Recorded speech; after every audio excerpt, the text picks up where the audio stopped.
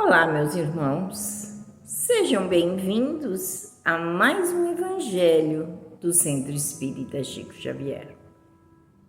Mais uma vez, nessa casa bendita, juntos de Jesus, junto dessa espiritualidade amiga que nos traz tanto conforto, tanto carinho, que nos mostra a sua verdadeira bondade, o seu infinito amor, todos os dias. Todos os dias eles nos trazem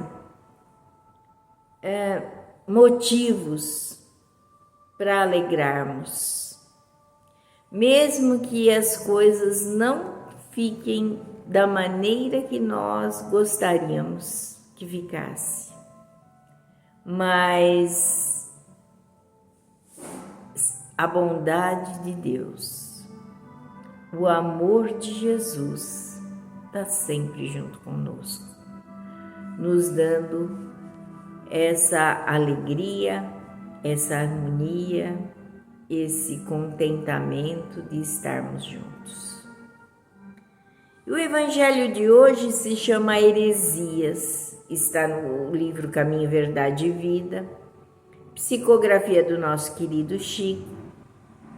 A lição é de Emmanuel. Mas Paulo, na sua primeira carta aos Coríntios, no capítulo 11, versículo 19, ele diz: E até importa que haja entre vós heresias, para que os que são sinceros se manifestem entre vós. E essa lição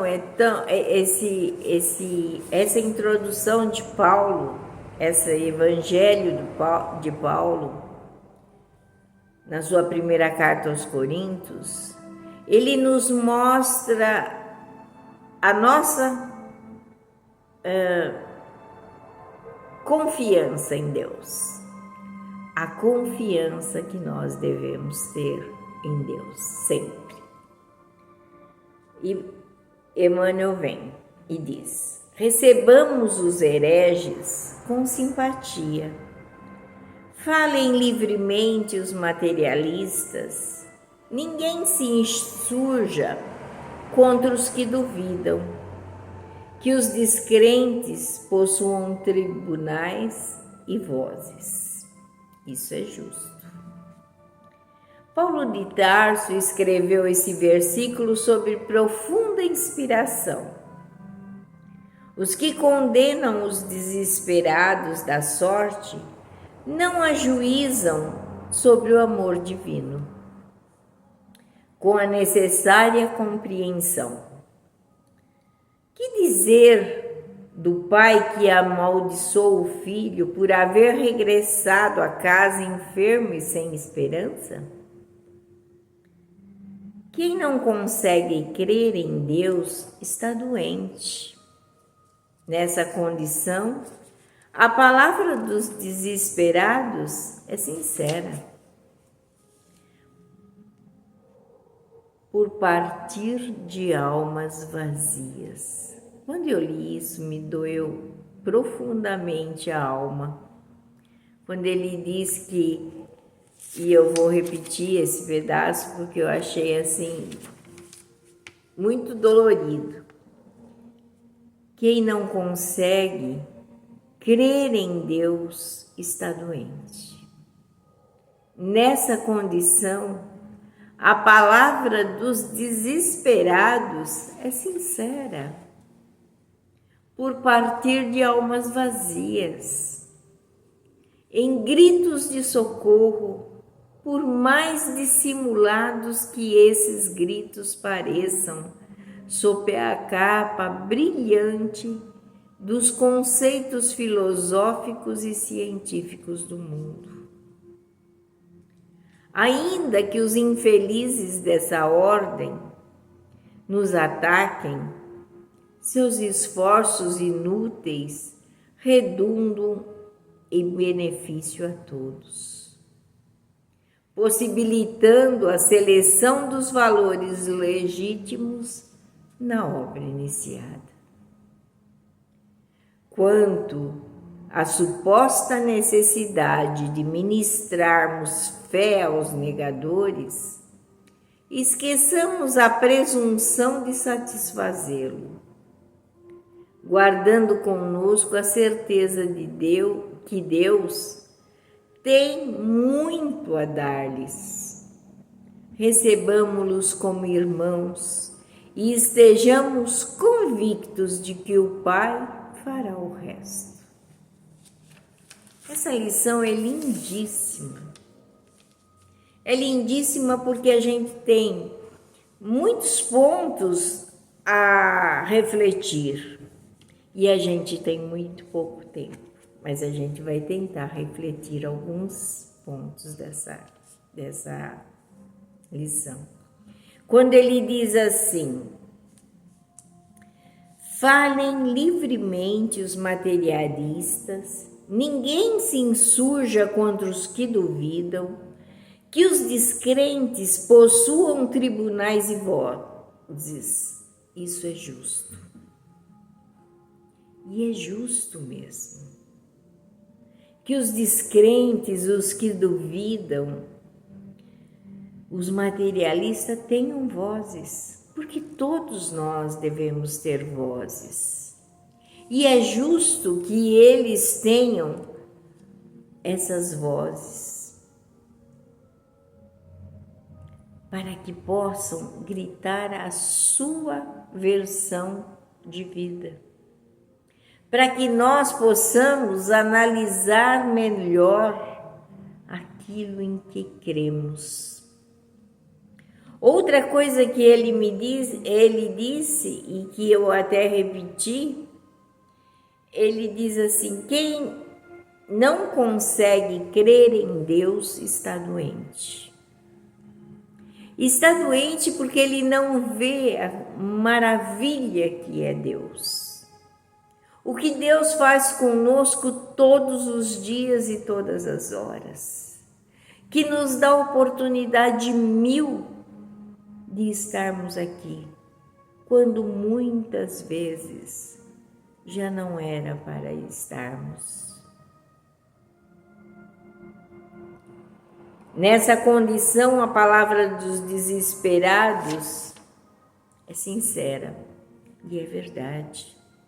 Quando um desesperado fala, ele tem convicção daquilo que ele está falando. Os gritos de socorro que saem de um desesperado, muitas vezes, daqueles que não creem em nada, eles estão ávidos para crerem em alguma coisa, para se segurarem em alguma coisa. E nós não vemos isso muitas vezes. Então, ainda que esses infelizes nos ataquem, seus esforços inúteis redundam a benefício de todos. Por quê? Porque nós vemos os valores que temos, como somos abençoados por Deus todos os dias. E mais uma vez, nós acreditamos que Ele está do nosso lado. E no desespero, muitas vezes, essas pessoas não acreditam em mais nada. Não têm onde se segurar e muitas vezes partem para um suicídio, porque não conhece aquilo que é ser um suicida. Então, aí Emmanuel vem mais profundamente nos tocar quando ele diz assim: quanto à suposta necessidade de ministrarmos fé aos negadores, esqueçamos a presunção de satisfazê-los, guardando conosco a certeza que Deus tem muito a dar-lhes. Então, que nós ministremos a nossa fé, aonde quer que fomos, a fé que tivermos.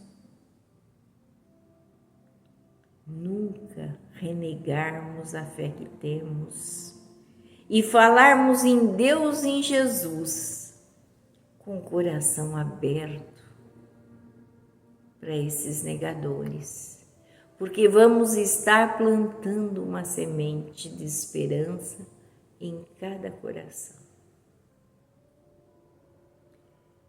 Finalizando, Emmanuel dá uma lição para nós. Recebamo-los como irmãos e estejamos convictos de que o Pai fará o resto.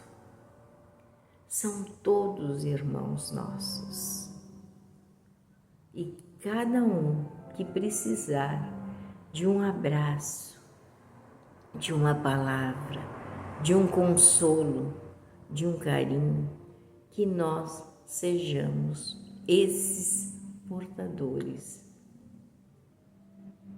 porque Deus fará o resto. Plantemos a semente da bondade, da caridade e do amor.